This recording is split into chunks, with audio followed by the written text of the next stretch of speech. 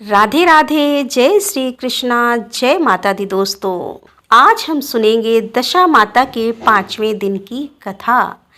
एक राजा की 2 रानियां थीं। राजा की प्यारी रानी को लक्ष्मी कहा जाता था और दूसरी रानी को रानी होने पर भी कुलक्ष्मी कहा जाता था। एक दिन लक्ष्मी रानी क्रोध में होकर लकड़ी का पटाले मलिन कपड़े पहनकर कोप भवन में जा लेटी। राजा ने लक्ष्मी से पूछा, तुम कोप भवन में क्यों पड़ी हो? तुम क्या चाहती हो? रानी बोली, कुलक्ष्मी को देश निकाला दिया जाए।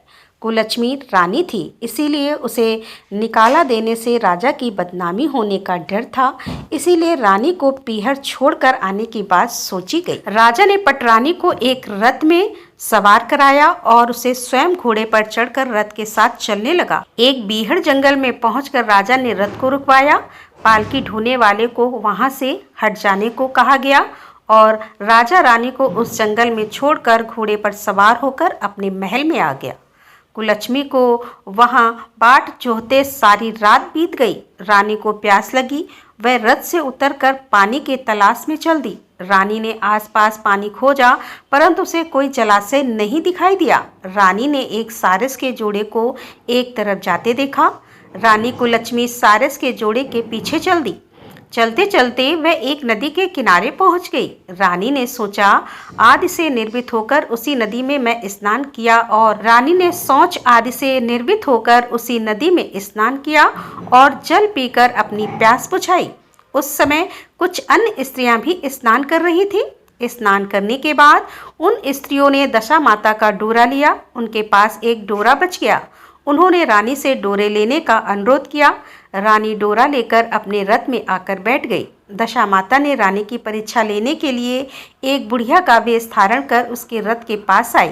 वह रानी से बोली कि बेटी, यहाँ बैठी क्या कर रही हो? रानी ने बुढ़िया से कहा, पहले तुम बताओ, तुम कौन हो? बुढ़िया ने उत्तर दिया, मैं तुम्हारी मौसी हूँ। तब रानी उसके गले लगकर रोने लगी। उसने अपनी विपदा भरी सारी कहानी बुढ़िया को बता दी।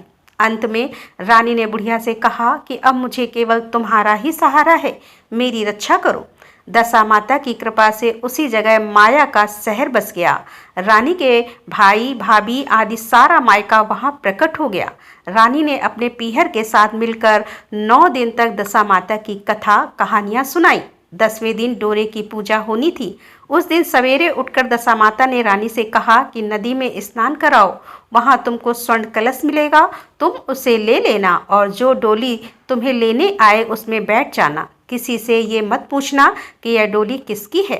रानी ने नदी में स्नान किया। वह स्नान करके बाहर निकल आई तो उसे 2 स्वर्ण के कलश नदी के किनारे रखे मिले। उन्हीं के पास रेशमी वस्त्र रखे थे। उन वस्त्रों को रानी ने पहन लिया। वह चलने को तैयार हुई तो उसे डोली आती दिखाई दी।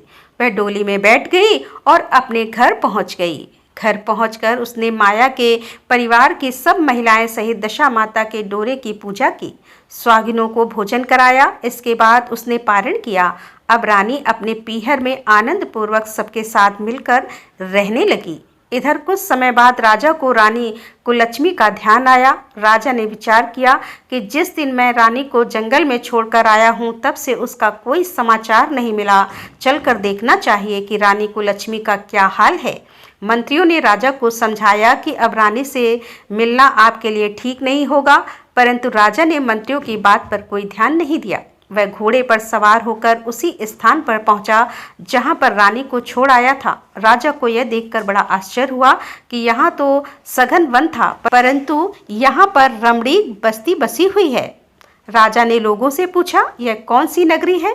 लोगों ने उसे बताया कि यह कुलक्ष्मी का नगर है। अब तो राजा के आश्चर्य का ठिकाना न रहा।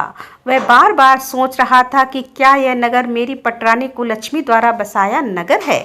राजा ने कुलक्ष्मी के महल के पास जाकर सूचना भिजवाई कि उनसे अमुक देश के राजा मिलना चाहते हैं। रानी ने राजा को पहचान कर मिलने से मना कर दिया, परंतु मौसी ने उसे समझाया कि हिंदुओं में तो पति परमेश्वर माना जाता है, तुम्हें यही उचित है कि तुम यथाशक्ति उनका आदर सत्कार करो। मौसी के कहने पर रानी कुलच्छमी ने राजा को महल में बुलवाया। दोपहर को राजा को भोजन पर बुलाया गया। राजा के साथ नाई भी था। रानी राजा और नाई को भोजन कराने लगी। पहली बार रानी ने नाई की पत्तल पर भोजन परोसा तो नाई ने रानी के पैर पर एक छींटा लगाया। रानी इस भेद को नहीं समझ सकी कि नाई ने उसके पैर पर रायते का छींटा क्यों मारा। रानी दूसरी बार पोशाक बदलकर फिर आई। राजा मन में सोचने लगा कि यहाँ तो बहुत सी रानियां हैं, सबकी शकल एक जैसी है, मैं अपनी रानी को कैसे पहचानूंगा। नाई बड़ा चतुर था। वह बोला, रानी तो एक ही है, परंतु वह पोशाक बदलकर हमारे सामने आ रही है। राजा ने नाई से पूछा, तुम्हें कैसे पता चला कि रानी एक ही है? नाई बोला कि मैंने उनके पैर पर रायते का छींटा मारा था। वह 3 बार कपड़े बदलकर हमारे सामने आई, परंतु वह छींटा उनके पैर पर तीनों बार लगा था। अगले दिन रानी ने राजा को अपने महल में बुलवाया। अपनी मेज पर बिठाकर खाने के लिए पान का बीड़ा दिया। पान खाकर राजा पलंग पर लेट गया और रानी उसके पैर दबाने लगी। राजा ने रानी से अपने किए के लिए क्षमा मांगी और रानी को अपनी राजधानी में चलने को कहा। रानी ने कहा कि आप मुझे किस मुंह से चलने को कह रहे हो? आप तो मुझे जंगल में अकेला छोड़कर चले गए थे। आप तो दूसरी रानी के कहने पे आकर मेरा परित्याग कर चुके थे। यह तो मेरी मौसी का किया हुआ है, उसी के कारण यह सब वैभव मुझे प्राप्त हुआ है, वरना आप तो मेरा सर्वनाश कर चुके थे। राजा ने रानी को बहुत समझाया।